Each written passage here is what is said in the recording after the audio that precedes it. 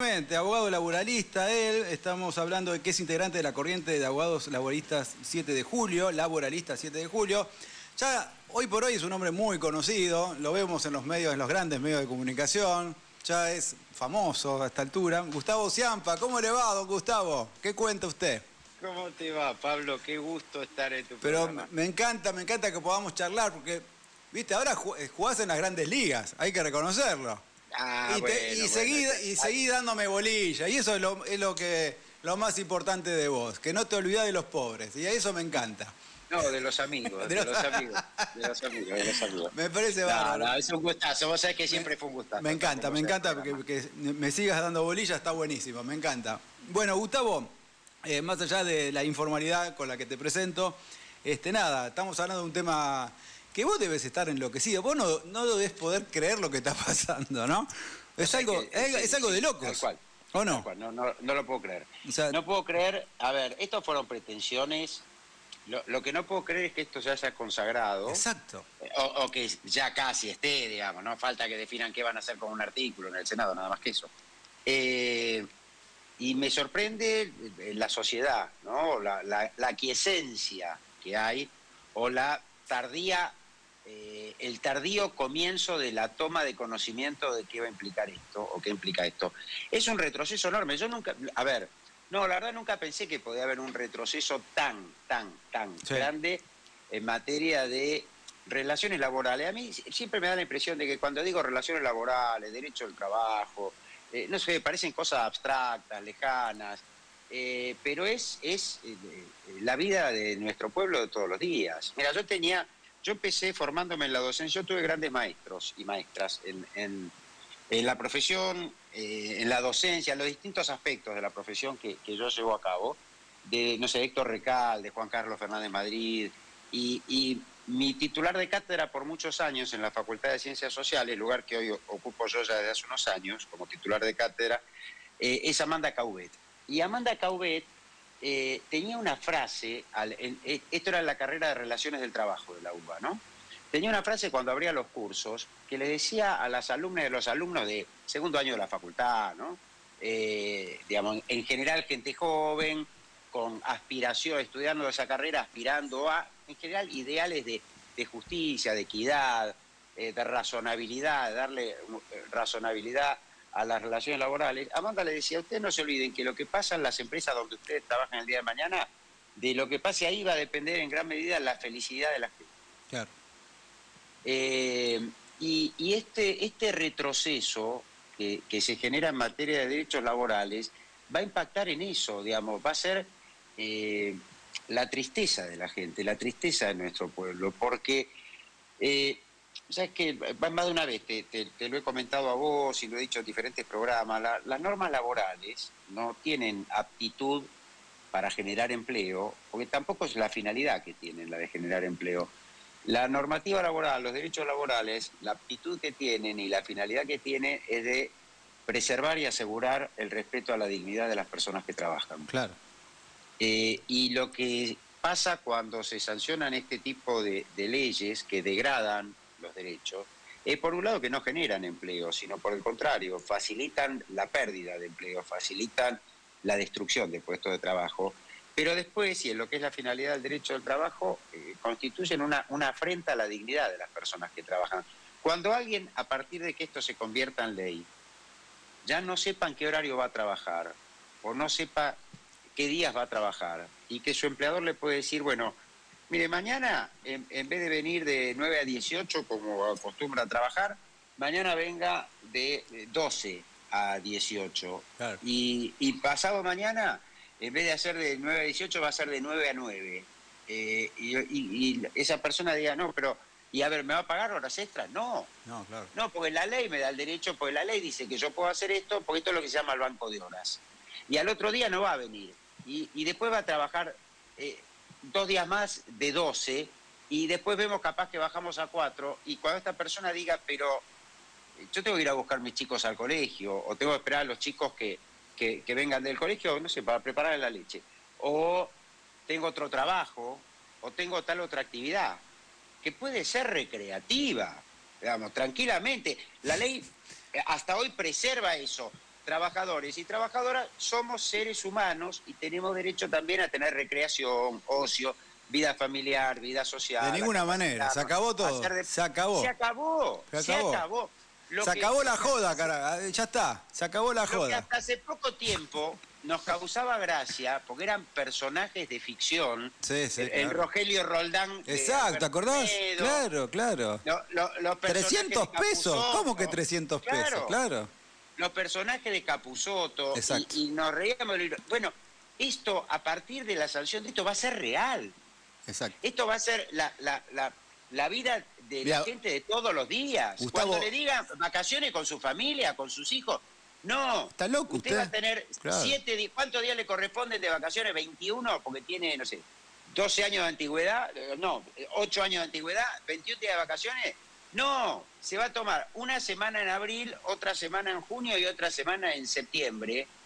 Y te va a decir, pero ¿cómo? Si yo tenía las vacaciones, las gozaba de continuo, en general las tomaba en consonancia con las vacaciones del colegio de los chicos o combinado con mi mujer. Ahora no va a tener derecho a eso. No, es una locura. Entonces, el trabajo de ser un organizador de la vida de la población va a pasar a ser un desorganizador. Exacto. Y a esto se le pueden sumar muchas cosas que mete el proyecto de ley, Pablo? Si querés, mandá el FAL. Bueno, el FAL es la estafa. El FAL es la estafa. ¿Viste cómo se esconde un elefante en una plaza? ¿No? ¿Cómo haces? Si tenés que esconder un elefante en una plaza, lo llenás de elefantes. Claro. Entonces, el negociado, a ver, quieren todo de esta ley, ¿eh? No digo que toda una simulación, que no les importa nada, no, quieren todo. Pero en este todo que quieren de la reforma laboral, incorporaron, digamos, es utilizado también como una junta de elefantes para ocultar al elefante que a algunos de ellos más les interesa, que es el FAL. El FAL es llamado Fondo de Asistencia Laboral, que es de las contribuciones que hacen las empresas a la seguridad social sobre los salarios que pagan, se va a detraer una parte, o sea, no hay un incremento de costo para las empresas, sino el mismo costo, los mismos aportes, las mismas contribuciones patronales, se llama, pero el mismo dinero que aporta el empleador a la seguridad social para el pago de jubilaciones y pensiones. Bueno, al pago de jubilaciones y pensiones se le va a sacar una parte, que no va a ir más a pagar jubilaciones y pensiones, y que va a ir a que con ese fondo que se genera, que ahora vamos a dar los parámetros para poder darnos una idea, se va a subsidiar a las empresas que despidan sin causa. O sea, los jubilados y las pensionadas, más allá de que ahora quieren cortar las pensiones, ¿no? Claro. Lo estaba viendo hoy a la mañana. Pero bueno, hasta ahora, los jubilados y pensionadas van a pagar las indemnizaciones a los trabajadores de FATE, por ejemplo. Claro. FATE acaba de despedir 920 personas. ¿Saben quién va a pagar esa indemnización? Para dar un ejemplo, no estoy hablando de un caso concreto. Los jubilados y pensionadas. Entonces, ¿en esto qué pasa? Primero, en la Argentina las empresas no tienen derecho a despedir sin causa. El despido sin causa es un acto ilícito. Tan ilícito, y en esto quiero ser cuidadoso con lo que digo, pero para que se entienda, tan ilícito como ir atropellando peatones por la calle por parte de un conductor de auto. Wow. Es un acto ilícito que genera un daño, y el que genera un daño tiene la obligación de reparar el daño causado. Que alguien esté dispuesto a reparar el daño causado no quiere decir que tenga derecho a causar el daño o que tenga derecho a cometer el acto ilícito que causa el daño. Que alguien esté dispuesto a pagar las indemnizaciones por fracturas en las piernas de los peatones no le da derecho a ir atropellando peatones por la calle, ¿se entiende? Sí, quebrando sí, claro. piernas. De la misma manera que la ley prevea cómo es la indemnización por despido, no le da derecho a los empleadores a despedir, porque la Constitución Nacional ordena que las leyes protejan contra el despido arbitrario. Y si es proteger a los trabajadores contra el despido arbitrario, es por el despido arbitrario, el despido sin causa es un acto ilícito. Por eso tiene que haber una indemnización, por eso tiene que ser cara, por eso tiene que salir del bolsillo del empleador, porque tiene que tener un factor disuasivo para que las empresas se retraigan de despedir sin causa. De despedir sin causa quiere decir si no hay incumplimientos graves del trabajador, si no, no hay protección. Si no hay disuasivo contra el despido, no hay protección. Ahora, hasta ahí lo perverso del sistema, hacer que los jubilados y pensionados a quienes se les dice no hay plata para aumentarle las jubilaciones y las pensiones, ahora resulta que sobra plata, porque con esa plata van a ir a pagar las indemnizaciones por despido que dispongan las empresas. ¿Y dónde está el negocio? Pues hasta acá es perverso, pero no se ve el negocio. El negocio o el negociado es que esos fondos que pueden llegar a equivaler a casi el 3% de la masa salarial que se paga en la República Argentina, los van a administrar sociedades comerciales con fines de lucro. Obvio. Lo que era antes las AFJP, exactamente. Lo que eran antes las AFJP, ahora le van a dar casi el 3% de la masa salarial. ¿De cuánta plata estamos hablando? Millones de dólares. Mira, yo tenía la estimación cuando esto era proyecto, era el 3% de la masa salarial. Además, hasta parece que nos toman el pelo, ¿viste? Hasta con los números, 3% pusieron. Parece que nos tomaran el pelo, que se nos rieran en la cara. Bueno, 3% eran alrededor de 3.000 millones de dólares anuales que iban a administrar. 3.000 millones de dólares anuales, wow. Sí, cuando era el 3%, ahora bajó. Ahora es el 1% las grandes empresas, el 2,5% las pequeñas y medianas, pero esos porcentajes pueden subir hasta creo que el 1,5% las grandes empresas y el 3% las pequeñas y medianas. No tengo hecho la estimación, el otro día alguien habló, pero yo no hice los números, de aproximadamente 1.600 millones de dólares por año que se le van a sacar a los jubilados y pensionadas para dárselos a sociedades con fines de lucro que harán sus negocios son sus negociados con ese dinero. Esto es terrible. Ahora, lo que tiene también de mal, es todo malo en la ley, ¿eh? Cuando dijeron, bueno, se saca el artículo 44 en diputado. El artículo 44 de la sanción que le dio el Senado era el artículo, ya no está más por ahora, por el cual cuando un trabajador o trabajadora se enferma, una enfermedad inculpable que no tiene que ver con el trabajo, pero agrego yo, por remisiones que hacen las propias leyes, esto comprendía también y afectaba también a los que fueran víctimas de accidentes o enfermedades del trabajo, les iban a bajar la remuneración al 75 o al 50%. En diputados, cuando se todo el escándalo de Sturzenegger dijo, sí, no hay por qué pagarles el sueldo completo, se armó un escándalo. Si no hablaba Sturzenegger, pasaba, ¿eh? Sí. Pasaba. Los diputados ya la tenían aprobada y ya la tenían sancionada la ley. Claro, no tenía que pasar al viernes. Claro, sí, claro, ya sería ley. A ver, los diputados y diputadas del oficialismo que votaron favorablemente, el oficialismo y aliado, este proyecto de ley, no lo leyeron, ¿eh? Claro. Yo estoy viendo publicaciones que hacen. Ayer una diputada por Chubut dijo, mi voto fue afirmativo, así seguiremos reformando el Estado. ¿Qué reforma del Estado? Si esto no es reforma del Estado. Esto es sacarle derecho a los trabajadores. Este es el panorama. Nadie defendió, fíjese, nadie defendió un solo artículo de la ley en el recinto, ¿eh? Todos dijeron vaguedades, genera empleo, no sé qué, pero bueno. A ver, otra cosa, a la gente le van a poder bajar el sueldo, Pablo. Este proyecto faculta a los empleadores a bajar el sueldo. Es gravísimo. Alguien me puede decir, ¿dónde está eso? Ciampa, eso no lo dice. No, en esto se llama salario dinámico. Ahí está. Salario dinámico es un eufemismo. Lo que quiere decir ese artículo de salario dinámico es, te pueden pagar un rubro que después te lo saquen. Claro. No, la verdad que es una... Vos sabés que estaba pensando, digo, vos sabés que yo te hago notas a vos hace 10 años. Sí, bueno, sí.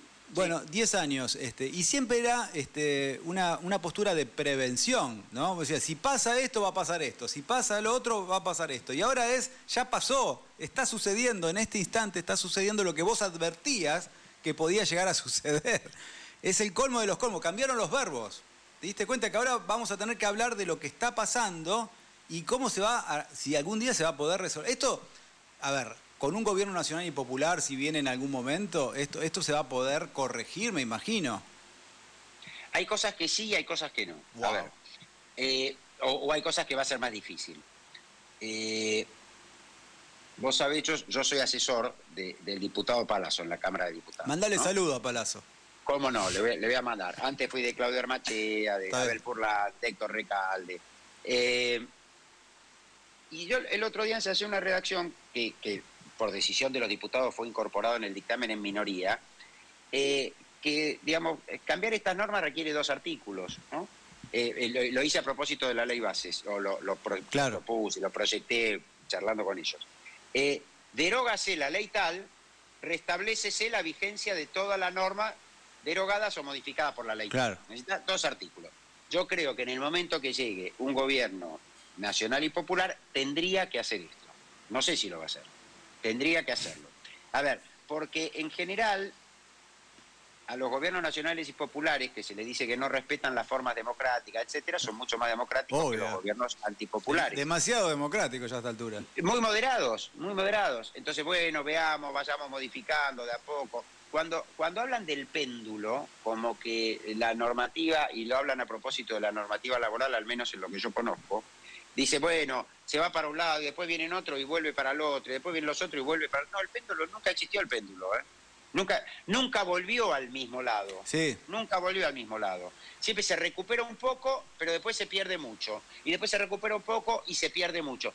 En materia de derechos como en materia económica, si uno ve lo que es la distribución del ingreso históricamente en la Argentina, nunca se vuelve a los buenos momentos. Se recupera un poco, porque somos demasiado moderados. Yo creo como vos que esto habrá que hacer, derógase la ley de modernización. Nunca había una modernización que atrase tanto. Yo lo llamo la ley Mercado Pago. Digo que lo que tiene de moderno es que en vez de usar la Banelco, ahora usaron la Mercado Pago. Exacto, Galperín.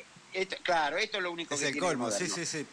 Sí, pero, por ejemplo, hay algo que va a ser muy difícil de restañar, que es, o sea, es que me preguntan mucho, me venían preguntando mucho, pero quienes escribieron esto, ¿no saben que esto es inconstitucional? Pues yo afirmo con mucha certeza que todo este proyecto de ley, de convertirse en ley, es inconstitucional. Todo, en su integridad y en sus artículos singularmente considerados. Y si, pero los otros no lo saben. Yo digo, sí, lo saben. No les importa. No les importa porque tienen algo que es el mientras tanto.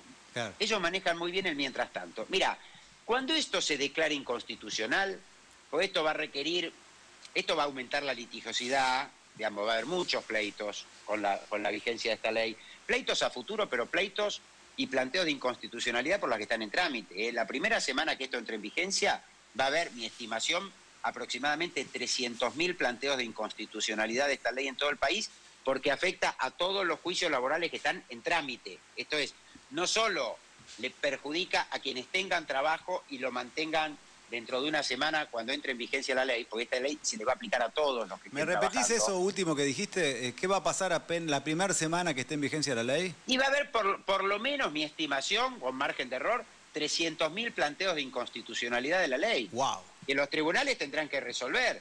Porque esto afecta, a ver, el que tiene hoy un juicio y la justicia, el Poder Judicial, le reconoce que le tenían que pagar 1 millón en el año 2020, hace 6 años, los juicios laborales demoran entre 6 y 8 años promedio. Claro. Ese millón que le tenían que pagar, o 100.000, del año 2020, la condena sale para pagar 100.000. Más, esos 100.000 hay que actualizarlos. Entonces, ¿qué podía comprar esa persona con 100.000 pesos en el año 2020? Tanta cantidad de tal bien. Bueno, hoy en día tendría que poder comprar esa misma cantidad de ese bien, más un poco más. Obvio. Un poco más es lo que tiene que pagar el deudor como interés por haberse quedado durante 6 años con la plata del trabajador acreedor. Esto funciona más allá de lo laboral. La tasa de interés es esto, es el precio que se paga por el uso del dinero ajeno. Quien se quedó con plata de otro y terminado un juicio le tiene que pagar esa plata, le tiene que pagar ese valor actualizado, más un precio, tasa de interés, que tiene que pagar porque durante todo ese tiempo usó la plata del otro. Este sistema funciona así. Ahora, ¿qué dice este proyecto de ley? A los que tienen juicios en trámite no se les va a actualizar y se les va a pagar una tasa de interés mínima que además se establece a futuro para los juicios que se terminen dentro de 6 años, ¿no? Por lo menos, que es el 3% anual, sino le dice a eso le van a sacar el 33%. Claro. O sea que a los trabajadores que están en juicio le van a pagar ya de por sí 33% menos de lo que les corresponde. Eso es inconstitucional. Y eso afecta a todos los que tienen juicio ahora, todos los juicios laborales en todo el país. Claro. Con lo cual empiezan los planteos de inconstitucionalidad y van a llover los planteos de inconstitucionalidad. Van a llover. Necesito una cortita porque perdóname, y te lo hago muy breve, Dale, pero esto lo que difícilmente se pueda recuperar. Como saben que existe la posibilidad de que la Justicia Nacional del Trabajo declare rápido la inconstitucionalidad de esta ley, tal como hizo con el DNU 70-2023, lo que están haciendo en este proyecto de ley es disolviendo la Justicia Nacional del Trabajo. Mira, te iba a preguntar eso. Mira, perfecto.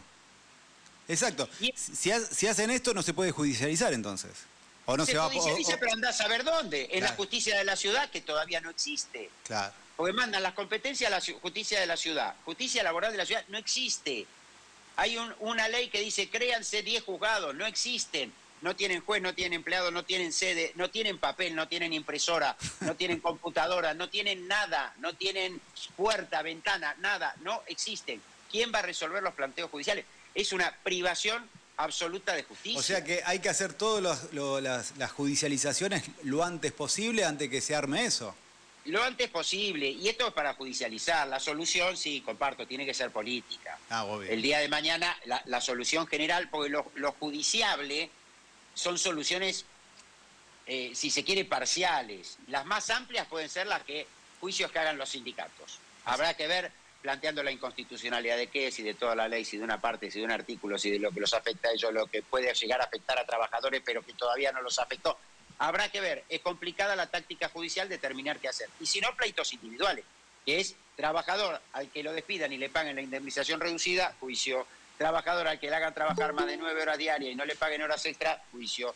Trabajador al que le fraccionen las vacaciones, juicio. Al que le rebajen el sueldo, juicio. Al que. Y es todo al que. Empresa grande. Esto tampoco es en beneficio de las empresas. Esto también hay que aclarar. Lo quiero aclarar. Porque no es de todas las empresas en beneficio este proyecto. Este proyecto es perjudicial para las microempresas, para las pequeñas empresas y para las medianas. Estuve hablando con ellos. Está hecho a medida de las grandes empresas. Es increíble. A las pymes las perjudica también. Es impresionante. También, exactamente. También. Y esto más allá de las controversias de intereses que puede tener entre el empresario pyme y los dependientes de esa empresa que están dentro de un sistema. Pero lo cierto es que tienen sus intereses más cercanos, el empresario pyme, al interés de los trabajadores que al interés de las grandes multinacionales. Totalmente, totalmente. Gustavo, te pido mil disculpas, pero la verdad, porque me encantaría seguir charlando con vos, sos un fenómeno, y la verdad que tendríamos que hacer el programa entero con vos, realmente Cuando quieras, vamos a ver si podemos coordinar, te pegás una vueltita por acá, ¿te parece? Dale, me encantaría, vos sabés que, y si no, sabelo, es siempre un gusto enorme, Pablo, estar en el programa con vos. Se lo decís a todos, dale. No. Te mando un gran abrazo, amigo. Abrazo a la audiencia del equipo. Muy amable, Chau, Gustavo, hasta luego. Gracias, chau. Bueno, ustedes lo escucharon, Gustavo Ciampa, abogado laboralista que estuvo aquí en la Excepción a la Regla.